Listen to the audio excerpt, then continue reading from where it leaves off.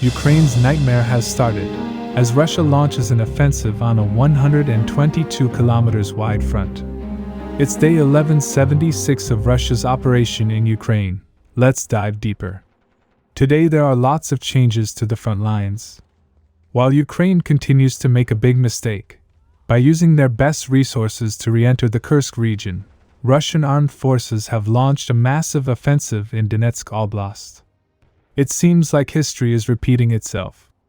Last time Russia gained massive land was when Ukrainian forces launched their first offensive in Kursk near Sudza. Russian forces took advantage and advanced greatly on the Eastern Front. And now we are seeing similar things.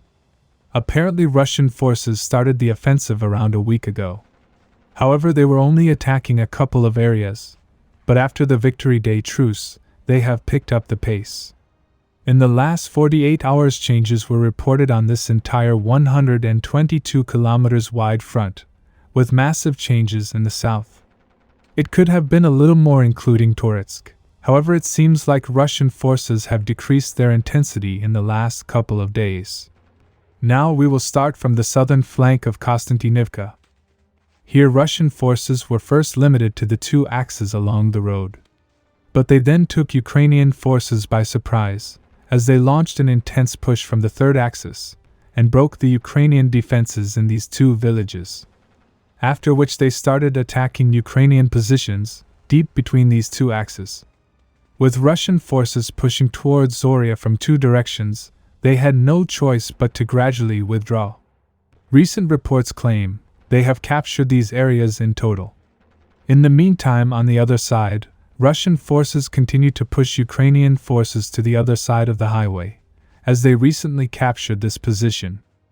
Their plan would be to capture Popov Yar, which will improve their positions, as they could be able to advance towards Konstantinivka and Pokrovsk. This has already started, as latest report says. Russian forces after recent attacks has almost took complete control of Maryinka. Similarly, they have also almost completed the capture of Maryinka. With Pokrovsk northeastern flank moving, Ukraine's situation is worsening rapidly, because Russian forces have also increased their pressure from the southern and western flank.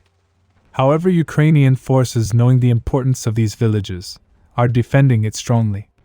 According to the Russian sources, their forces were not able to gain any area, but with constant pressure Ukraine will have to withdraw toward the city. Now just a few kilometers west, Russian forces are about to enter Dnipro Oblast for the first time. This was possible when the Ukrainian position in Novosibirsk seemed strong, as Russian forces were attacking from these two villages. So they decided to bypass the village, as they launched a massive push towards Novomykolaiv. And this move worked, as they took control of this big area. In this attack, Russian units also attacked from Avdiivka. Currently only 800 meters left. Now little south, Russian forces are in a similar situation. After the recent advance where they entered Horekhov, they are now only 1.2 kilometers away from Dnipro Oblast. Now the biggest advance in recent days has been reported a little south from Velika-Novosilka front. Here Russian forces are attacking in several directions. Their goal right now seems to be to complete the capture of Donetsk Oblast. Let's start from the Oleksivka section. Here Russian forces are closing on the town from three directions. At the northern flank, Russian forces were recently able to capture this massive area. This then allowed their fellow units to reach the town from the east. In the meantime, Russian forces from the south has completely collapsed the southern flank. Not only did Ukraine lose most of Bahadar, but Russians have also reached the town from the south. But this doesn't end here. This front is seeing rapid collapse. Just a little east, Russian forces have penetrated Ukraine's main defense line.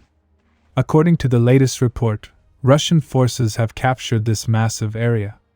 Now, as Russian troops are advancing on this pretty wide front, their fellow units are targeting Ukrainian positions around the region. In recent days, they have dealt a significant blow to Ukrainian units. Apparently, they have targeted Ukraine's command posts, ammo depots, and temporary deployment point in several locations. Couple of images were shared of the aftermath. However, as Ukrainian side is silent, we cannot 100% confirm this. Subscribe for more frontline updates. Let me know your thoughts in the comments down below.